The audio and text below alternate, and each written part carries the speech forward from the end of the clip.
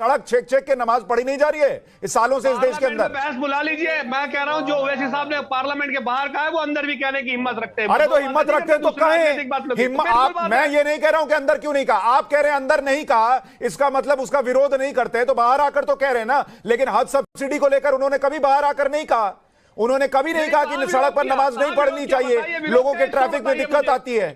इस कुरैशी साहब असदुद्दीन ओवैसी, इसका मतलब सेक्युलर नहीं है। मुसलमान को आप कुछ भी दे दीजिए उनको दिक्कत नहीं है, हिंदू के लिए पुष्प वर्षा दीजिए उनको दिक्कत होती है। एक तरफ आप बुलडोजर चलाए, सुप्रीम कोर्ट ने कहा कि बुलडोजर जो है नहीं रोक सकते, अवैध निर्माण पर चलेगा। हिंदू के घर पे भी चल रहा है, मुसलमान के घर पर भी चल रहा है। ओवैसी को सिर्फ मुसलमान दिखता है तो क्या करें। रिजवान अहमद, आपके हिसाब से क्या कावड़ियों पर पुष्प वर्षा करके इस देश में सेक्युलरिज्म खत्म कर दिया गया है और यह बहुत बड़ा अपराध कर दिया है योगी आदित्यनाथ और कुछ सरकारों ने? तो भाई मैं 20 मिनट बाद ज्वाइन कर लूंगा। 20 मिनट दानिश भाई की सुन लो, क्योंकि इस आदमी के साथ मैं डिबेट में नहीं बैठ सकता। ये निहायत ही गलीज बदतमीज इंसान है। मैं 20 मिनट बाद ज्वाइन कर लूंगा। 20 मिनट आप पहले इनसे बात कर लो। नहीं रिजवान भाई, है ना, शुक्रिया। नहीं रिजवान भाई, एक मिनट। रिजवान भाई देखिए, ये काम आप कभी नहीं करते। आपको लेकर भी कई लोग ऐसा बोलते हैं कि वो आएंगे तो मैं डिबेट में नहीं आऊंगा, और मैं इस बात को हमेशा खारिज करता हूं कि सबको बोलने का मौका मिलता है। वो आपको नहीं काउंटर करेंगे, आप उनको मत। जेल गया है भोलेनाथ के अपमान के लिए, नहीं सिवाय बकवास करने के। ये क्या मुकाबला करेंगे तर्कों पे? बड़े भाई ये बहुत बदतमीज आदमी है, इसने बहुत गंदा ट्वीट किया था। ये जेल गया था। अरे ये तार्किक बात, ये जेल गया था। ये अरे मैं कहा बहुत बदतमीज आदमी है भाई। गया था वो छोड़ दो। मैं 20 मिनट बाद ज्वाइन कर लूं भाई, 20 मिनट बाद ज्वाइन कर लूं। एक मिनट ठीक है, आप जा सकते हैं। ठीक है, दानिश कुरैशी को थोड़ी देर साइड रखिए। रिजवान अहमद, आप अपनी बात कहिए।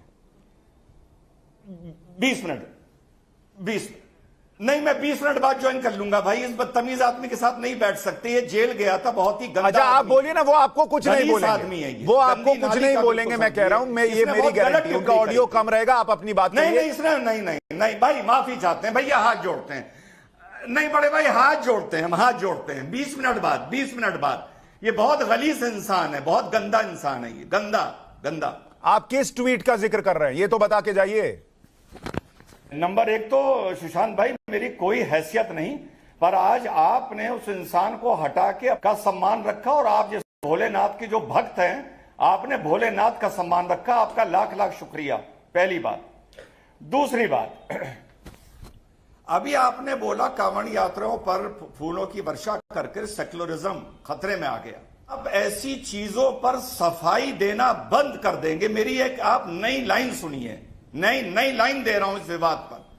जिस दिन आप और हिंदू, स्वाभिमानी हिंदू, ऐसी बातों पर सफाई देना मुसलमानों को या सेकुलर पार्टियों को बंद कर देगा, उस दिन मेरे कलेजे में ठंडक पहुंचेगी। ठंडक, बस यही दुआ है आपके अंदर इतनी हनक पैदा हो कि आप ऐसे लोगों को बस सफाई ना दें, पहली बात। दूसरी बात, भारत की सनातन संस्कृति सेकुलरिज्म से बहुत ऊपर है। अरे सेकुलरिज्म तो बड़ा नया शब्द है भाई। सेकुलरिज्म एक फल है, गंगा जमनी तहजीब एक फल है, भाईचारा एक फल है, autonomous supreme court election commission एक फल है, ये लोकतंत्र एक फल है। ये है क्योंकि इस भारत की संस्कृति, सनातन संस्कृति इस भारत की धुरी है, धुरी। जब तक ये संस्कृति है, ये फल लग रहे हैं जिनका ये लोग दुआई देते हैं, सेकुलरिज्म की, भाईचारे की, हिंदू मुस्लिम एकता की, गुलदस्ते की।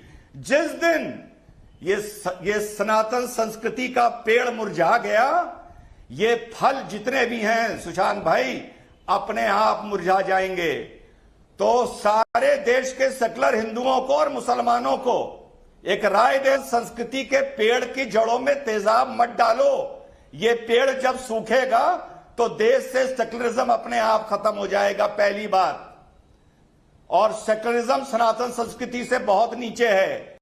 इस देश में सनातन संस्कृति अव्वल है, सर्वोच्च है, और जो सनातन संस्कृति का सम्मान नहीं करता तो ना करे, हम करेंगे।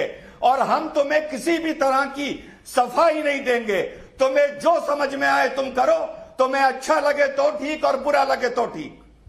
नहीं, लेकिन रिजवान भाई, इसमें एक प्रश्न ये है, आप कह रहे हैं कि उस पर चर्चा न कीजिए, ठीक है, नहीं भी कर लीजिए, लेकिन असदुद्दीन ओवैसी जो कहकर चले जाते हैं, जो उन्होंने ट्वीट में लिख दिया, वो ट्वीट तो हम नहीं रोक सकते। वो ट्वीट तो कोई नहीं रोक सकता जिसमें वो लिखकर चले गए कि नमाज पढ़ने पर सड़क पर दिक्कत हो जाती है, लेकिन कावड़ियों पर फूल बरस रहे हैं। देखो ये लोग जो है मुसलमान पर बुलडोजर चलाते हैं और हिंदुओं के लिए देखिए क्या हो रहा है। अब ये जो नफरत फैलाने की बात है, क्या इस देश को बांटेगा नहीं? क्या इस देश में पत्थर चलाने की और पेट्रोल बम फेंकने की वजह नहीं दे देगा कुछ असामाजिक तत्वों को? आप जाहिले आजम तुलना ही अगर गलत करें तो मैं कुछ नहीं कर सकता।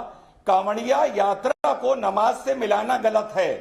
कांवड़िया यात्रा को आप मिलाइए जब नमाजी ईदगाह नमाज पढ़ने भीड़ में झुंड में जाते हैं, उसकी आप तुलना पहली बात कांवड़िया यात्रा से करेंगे, पहली चीज।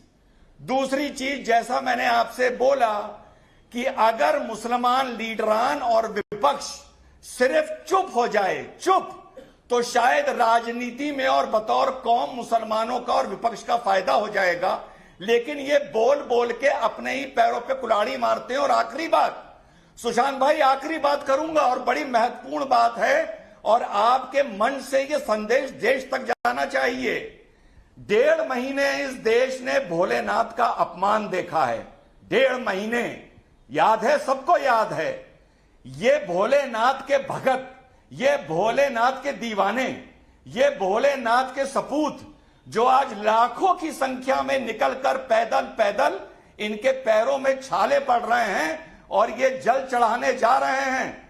सोचिए सुशांत भाई, इन लोगों का लाख लाख शुक्र है, चरण स्पर्श है इनका। जब भोलेनाथ का अपमान हो रहा था और दानिश कुरैशी जैसे लोग भोलेनाथ का अपमान कर रहे थे, अगर ये भोलेनाथ के भक्त उसी तरह घरों से निकल आते हाथों में पत्थर लेकर और हाथों में पेट्रोल बम लेकर, तो ये देश क्या करता?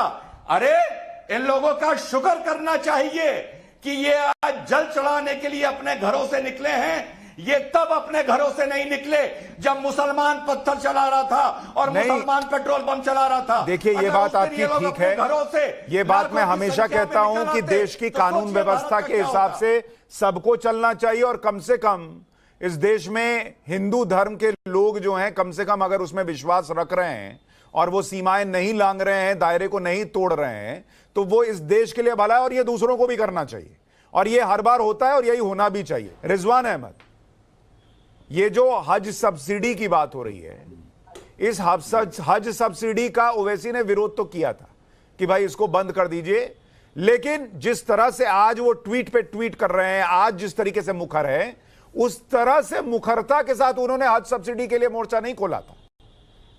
यह चीज है। तो क्या ये माने कि भाई वो तो हज सब्सिडी का भी विरोध कर रहे थे, दबे स्वर में ही सही, लेकिन कर रहे थे? देखिए, या आज वाले से कंपैरिजन करना पड़ेगा?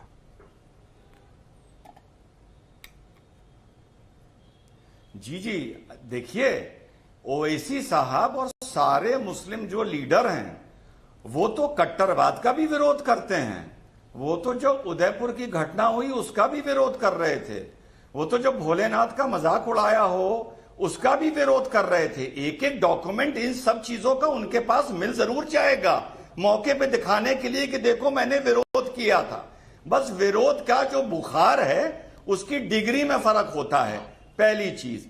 दूसरी चीज, क्योंकि मैं यूपी का हूं, प्रैक्टिकल चीज बताऊं, आज से 12-15 साल पहले कांवड़िया यात्रा जो निकलती थी उसमें बहुत violence and law and order problem create होती थी सुशांत भाई।